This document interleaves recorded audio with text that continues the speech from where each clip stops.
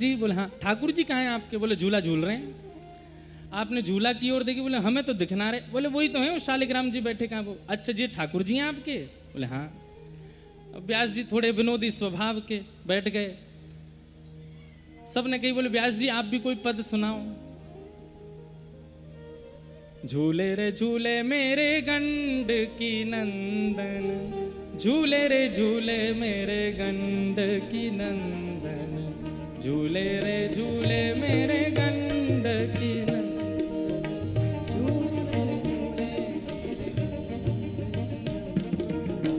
पहली चोट तो यहीं लग गई। गोपाल भट्ट गोस्वामी बोले यशोदानंदन नहीं कही गई तुमसे? देवकी नंदन कह देते, यशोदानंदन कह देते, ये गंडकी नंदन कौन सा शब्द है? व्यास जी बोले गंडकी नंदन नहीं है। शालिग्राम जी कहाँ प्रकट होते हैं? गंडकी में ही प्रकट होते, तो गंडकी नंदन। लेकिन गोपाल भट्ट जी को बड़ी वेदना हुई कि भाई गंडकी नंदन बोल दिए। आगे गाओ। बोले अब मत गब्बा। बोले नहीं गाओ। व्यास जी बोले मानो भटा कढ़ी में बोरे, मानो भटा कढ़ी में बोरे, अंग लगायो चंदन, झूले मेरे झूले रे झूले मेरे गंड की नंदन, झूले रे झूले मेरे गंड की नंदन, झूले रे झूले मेरे। पहली वेदना तो यही है कि गंड की नंदन क्यों कह दे। और दूसरी वेदना तो बोले कैसे लग रहे हैं? बोले जैसे मानो बैगन कड़ी में बोर दियो हो। जैसे कारो कारो नेक सांवरो सो बैगन वाक कड़ी में बोर दो तो वहाँ पे ऊपर ऐसे पीरी पीरी कड़ी चिपक जाए, ऐसे लग रहे हैं शालिग्राम जी पर चंदन, ऐसा ही लग रहा है, ऐसी शोभा। गोपाल भट्ट जी को तो इतनी विरह वेदना भई वास से। और हरिराम व्यास जी तो एक तिल्ली लगा के चले गए वहां से, लेकिन गोपाल भट्ट जी रात भर व्याकुल रहते रहे। बोले जय जय। कोई ने आपको मुरली मनोहर क्यों नहीं कही? कोई ने आपको ललित त्रिभंगी क्यों नहीं कही? कोई ने आपके नैनन की उपमा क्यों नहीं कही? कानन की उपमा क्यों नहीं बताई? हस्त कमल की कमर की उपमा, आपकी पीतांबरी की महिमा, सारे ठाकुरन की महिमा है, आपकी क्यों नहीं है? आपको भट्टा कड़ी में बोरो बोल के चले गए। ये मुंह से सहन नहीं है रे ठाकुर जी। श्री गोपाल भट्ट जो की हृदय वेदना, ये वेदना रुक जाओ, ये वेदना प्रकट कौन करके गए? श्री हरिराम व्यास जी। अच्छा वेदना तो बहुत दिनों से थी कि ठाकुर जी को श्रृंगार हो, लेकिन वह वेदना में 4 चांद लगा दिए श्री हरिराम व्यास जी ने। रात भर व्याकुल रहे। श्री गोपाल भट्ट जो की हृदय वेदना, प्रगट्यो शालिग्राम। श्री गोपाल भट्ट जो की हृदय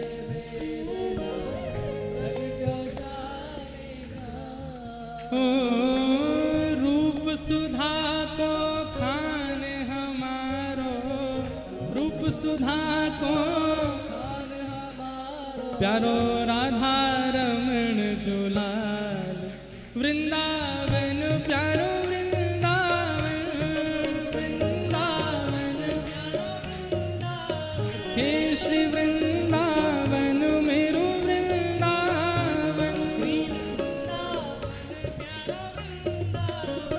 श्री राधा रमण लाल की। आहा महाराज बुद्ध पूर्णिमा, सुंदर श्री राधा रमण लाल जी प्रकट है गए। पूरे वृंदावन में हल्ला मच गया। बोले कहा भैया? बोले गोपाल भट्ट जी के ठाकुर जी शालिग्राम से प्रकट है गए।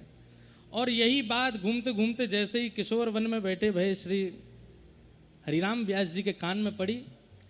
बोले हैं अभी तो कछु दिना पहले मैंने पद गाया, उनके ठाकुर जी शालिग्राम से प्रकट है गए, देख के तो आऊं दर्शन करवे जैसे गए। आहा रूप सुधा के खान है राधा रमण जी, तो ऐसा सुंदर रूप देख करके ये तो व्याकुल है गए। चित्त में बड़े आनंद भी भयो लेकिन व्याकुल भी है गए। क्यों? जय जय। रूप सनातन को मिल गए, गोपाल भट्ट जी को मिल गए, हितरवंश जी को मिल गए, स्वामी श्री हरदास जी को। अब मुंह पे कृपा कब करोगे? इतनी विरह वेदना में आ गए श्री जुगल किशोर जी, रुदन करने लगे, मुझे कब मिलोगे, कब मिलोगे, कब मिलोगे।